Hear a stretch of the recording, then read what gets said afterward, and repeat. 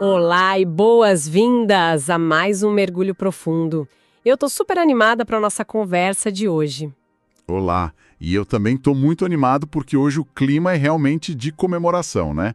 Chegamos ao 7º encontro da nossa série Conjugalidade. 7º encontro, quem diria?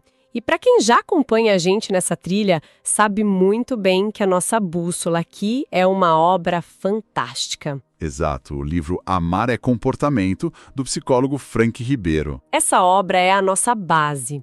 E a nossa missão hoje é continuar desbravando o capítulo 1, que foca naquela complexidade absurda de ser humano. E é um universo tão vasto que a análise desse capítulo rendeu 11 encontros, né? Isso.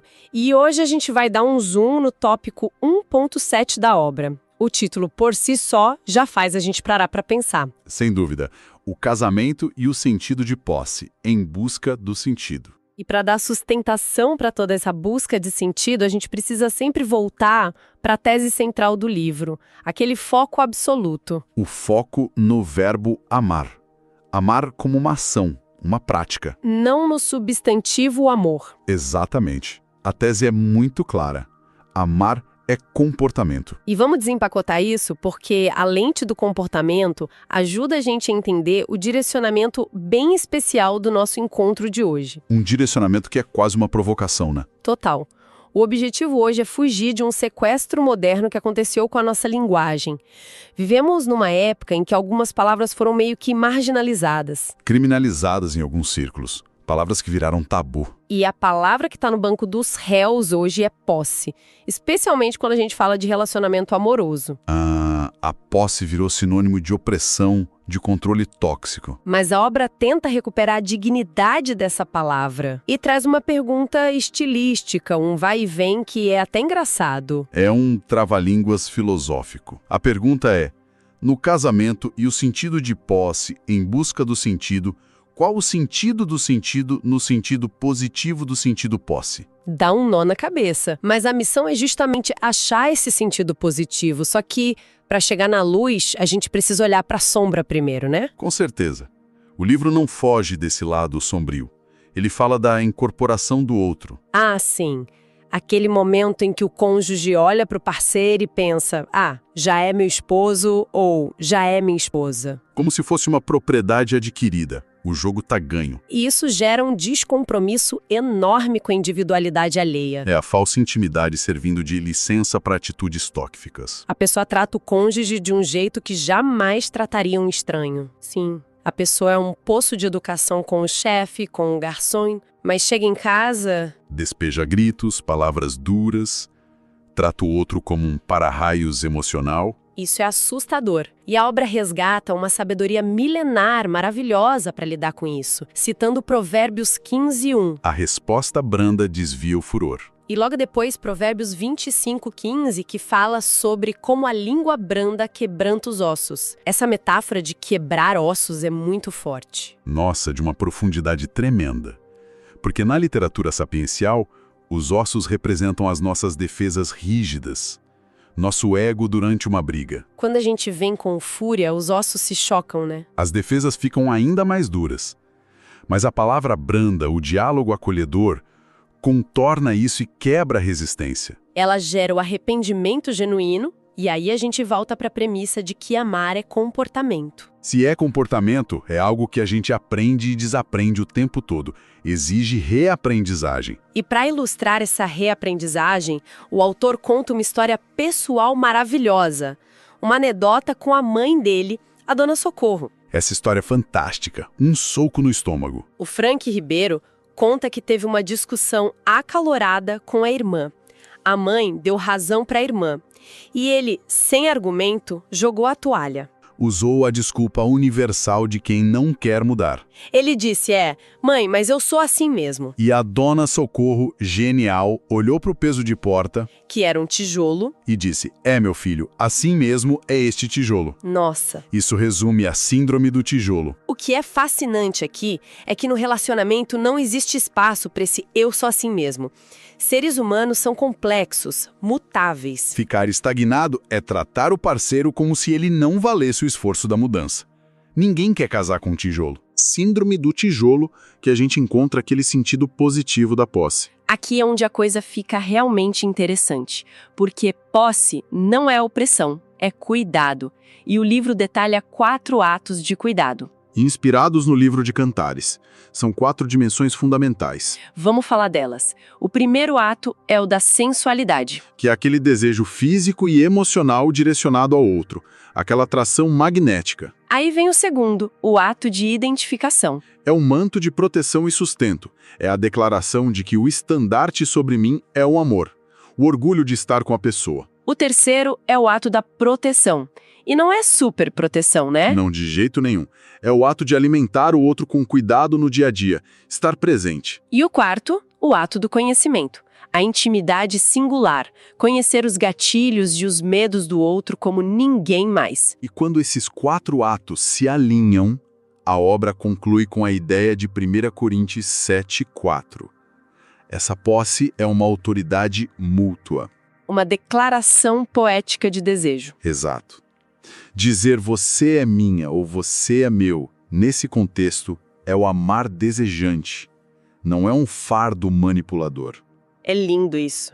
Mas viver essa posse positiva exige entender a psicologia da complexidade humana. E a obra aprofunda muito nisso. Começando pelo fato de que o ser humano tem autoconsciência da sua finitude. A gente sabe que vai morrer. E isso nos torna pessoas.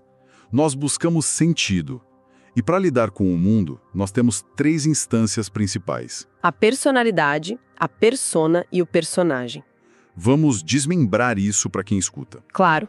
A personalidade é a nossa essência, o que nos torna únicos, nossos instintos e inclinações. Mas a gente não sai jogando essa essência crua no mundo. Aí entra a persona. A nossa face pública.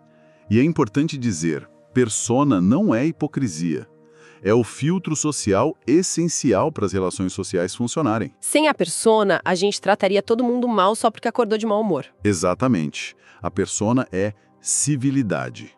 E por fim tem o personagem, que é o nosso papel profissional ou social. E a obra traz um alerta gravíssimo aqui. O perigo da onipotência. Se conectarmos isso com um quadro maior, Tentar viver 100% do tempo só na personalidade dentro do casamento é agir como Deus, onipotente. a pessoa chega em casa, arranca a persona, desliga o personagem e exige que o outro aguente tudo sem filtro. Isso gera comportamentos opressores. Trata o outro como uma propriedade que tem a obrigação de absorver toda a agressividade. Para evitar essa onipotência e salvar a relação, o autor traz um conceito da biologia sensacional, a teoria da autopoiese. Lá do Maturana e do Varela, autopoiese é a autocriação, e a aplicação disso no casamento é fascinante. O casamento como um sistema autopoético, produtor e produto de si mesmo, criando sentidos o tempo todo. E como todo sistema, ele precisa de regras de funcionalidade. Casamentos não precisam ser perfeitos, Graças a Deus, né? mas precisam ser funcionais. E a primeira regra dessa engenharia é reconhecer a finitude de ambos. Lembrar que somos humanos, falhos, com tempo limitado. Isso acaba com a arrogância. A segunda regra é entender os aspectos simbólicos e memórias do outro. Às vezes, o outro reage mal por causa de um gatilho antigo, não por sua causa. A terceira é aceitar o ciclo de desgaste e regeneração. Vai ter atrito, é natural. Mas precisamos injetar energia para regenerar a relação. A quarta regra é cuidar da linguagem. Afinal, somos seres simbólicos. A forma como a gente fala, como a gente escuta, é o adubo desse sistema. E a quinta regra é o pertencimento mútuo. Habitar voluntariamente o nós, sem perder o eu. E falando do eu e do nós, a gente chega naquela grande pergunta: qual é a necessidade suprema do ser humano? A resposta é linda. A nossa grande necessidade é o outro. Sem o outro, a gente nem se percebe. Precisamos desse espelho humano. E é por isso que o casamento é sobre identidade e não unidade. Não é apagar a individualidade num bloco único. São 2 individualidades. E o autor reflete muito sobre o fazendo versus o sendo. Vivemos numa sociedade que valoriza só o que a gente faz.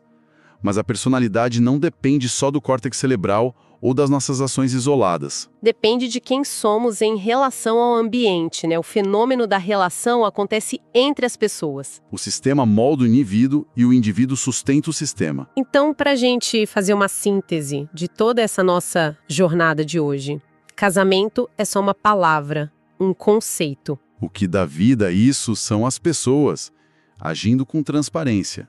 E o sentido positivo de posse? Aquela pergunta maluca do início.